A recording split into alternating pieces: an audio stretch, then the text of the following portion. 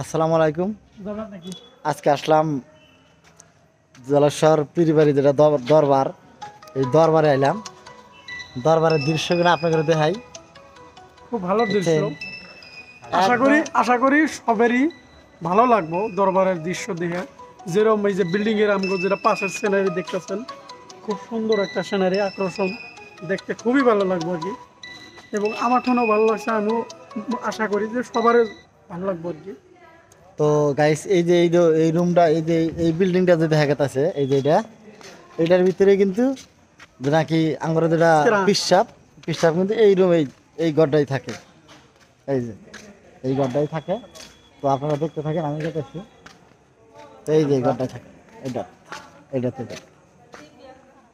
তো এদিকে আরো বহুত মানুষ আইছে দরবারে আজকে থাকার জন্য। তো বহুত মানুষ আছে, আজকে মানুষ নাই। তো এরকম ধরনের সবসময় মানুষ আইসা থাকে আমাদের দরবারে, জলেশ্বর পীরবাড়ি। যেটা আপনারা দৃশ্য দেখারেন, যদি পরে দেখবেন আর কি আইসা। তো এই যে এরকম ঘরে ঘরে মানুষ থাকে, উপরে রুম আছে, 3 তলা আছে, সব জায়গায় মানুষ থাকা পারবেন। নাকি মুসাফিরখানা কয়, মুসাফিরখানায় থাকা পারবেন। থাকার এভরিথিং, থাকা খাওয়ার সবের মানে সার্ভিস দেওয়া হয় না আর কি, পুরাই দেয় আর কি। থাকা খাওয়া অসুবিধা নেই, কোনো ধরনের আর কি অসুবিধা নাই। হাতেই মসজিদ আছে। তো আপনারা আসলি গেলা অত আরামে থাকা পারবেন।